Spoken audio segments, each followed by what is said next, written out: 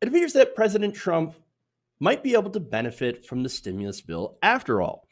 So now, on Wednesday, the Senate unanimously approved a very corporate friendly $2.2 trillion relief bill that provides loans to small businesses and direct payments to the American public.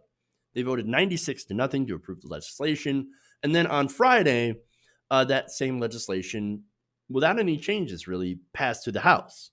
And now it goes right to President Trump's desk, and he's expected to sign it into law.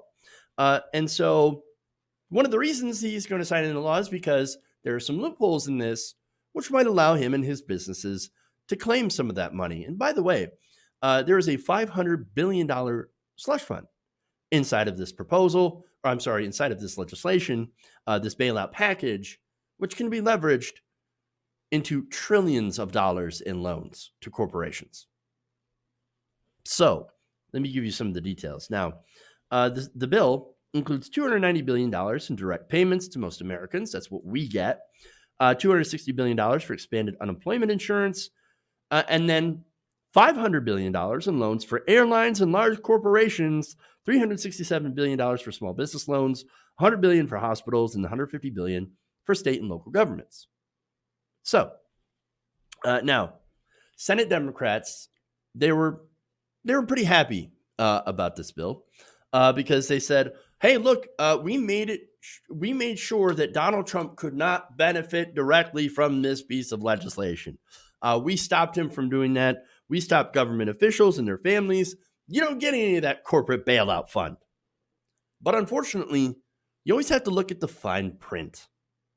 That same provision, Democrats included to block government officials and their families from getting bailouts, might not apply to the president's family son-in-law. So now his son-in-law, of course, Jared Kushner.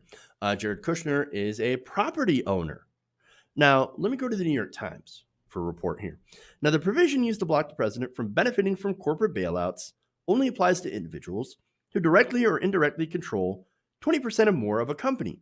And since the president's son-in-law typically shares ownership with his parents and siblings, yeah, he rarely owns that much of a family business. So Jared Kushner could theoretically apply for some of that corporate bailout money and be eligible.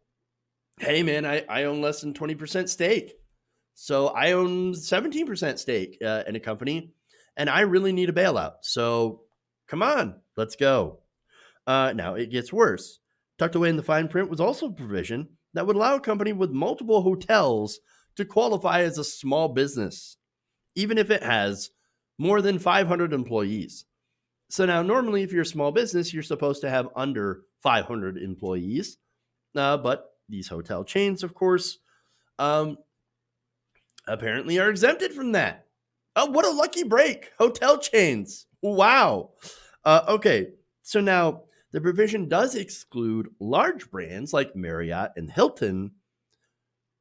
The Trump organization doesn't exactly have a very large chain. They have 6 hotels. And that's it. Several of the company's hotels are members of a trade group, which heavily lobbied for the provision. Well, you don't lobby for a provision unless you're going to get something out of it. And so it looks like it is very possible that Trump's hotel chains could also see some bailout. Great. The bill also includes a tax break for restaurants, which allow them to get an immediate tax refund rather than a deduction over the next 37 years when they spend money on renovation.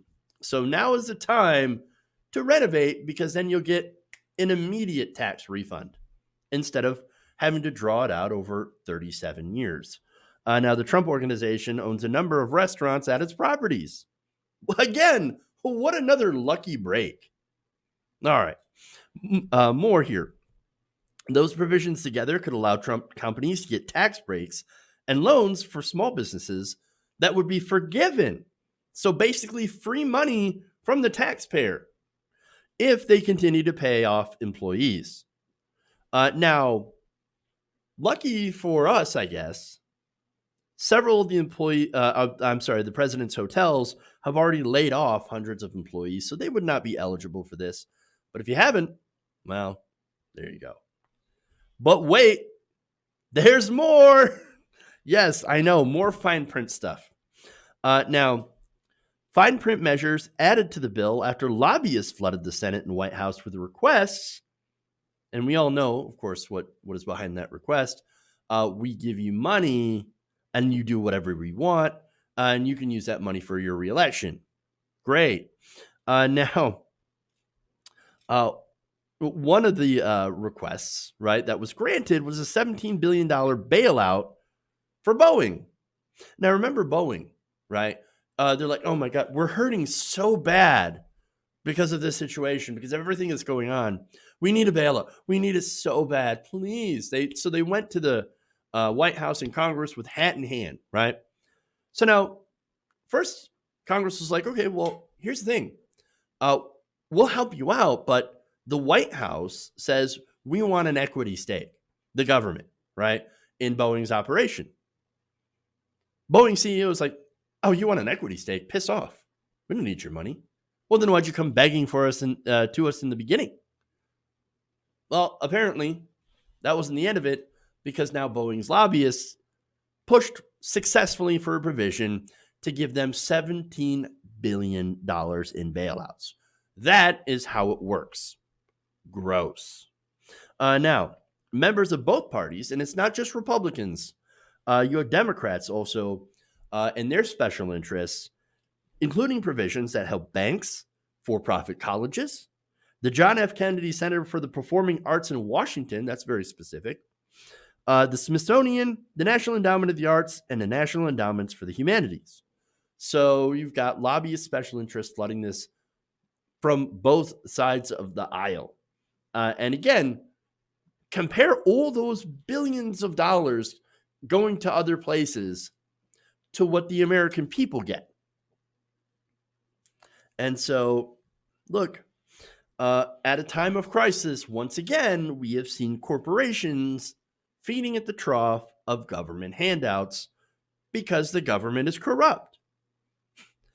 Only a quarter of the bill is aimed at helping the American public directly. The rest, freebies for big corporations. Now, large companies like airlines also will be eligible to receive funds from a $500 billion bailout fund that again can be leveraged into trillions of dollars from the Treasury Department, which will provide loans and loan guarantees. $50 billion goes to airlines, $8 billion goes to cargo carriers, and these loans would have to be paid back within 5 years. These are low to no interest loans, by the way, that could be forgiven if they don't fire employees. There's small business loans up to $350 billion for businesses that maintain their payroll. If businesses keep workers, they can use a portion of the funds to cover overhead costs and will be forgiven. If they keep employees, and the bill also provides an additional $30 billion to $50 billion for agriculture departments' farm bailouts. So bailouts for farmers as well. And I don't mean individual farmers. It, again, usually goes to these large corporate farms. So cake for the rich, crumbs for us. And Donald Trump still finds a way to enrich himself to that yummy, yummy taxpayer money. Look, this is just another example of how government doesn't work for us. It works for the corporations. Now, look, there's some good things in this bill. As I mentioned, unemployment insurance, the expanded unemployment insurance, which is $600 additional dollars per week and 100% of your salary. That's good. But giant, massively weighted towards big business. They don't really give a damn about small businesses. Let's be honest. They never have, because small business, just like poor people, really don't have good lobbyists. And so there it is, man.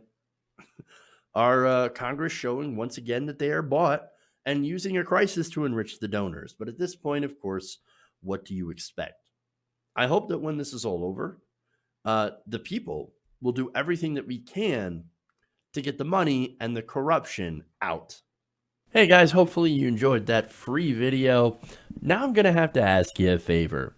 Between the demonetization and the YouTube algorithm messing around with view counts, etc., we're having a hard time adjusting to the new YouTube reality, which is where you guys come in.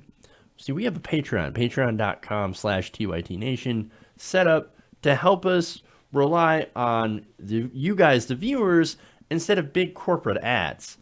Look, you know the show. You know how I'm not in favor of big corporations anyway. So help us transition away from relying on the ad model to pay the bills and sign up to be a patron, patreon.com/TYTNation. That goes a long way to help us keep the lights on. And you guys will know that you're supporting independent progressive media.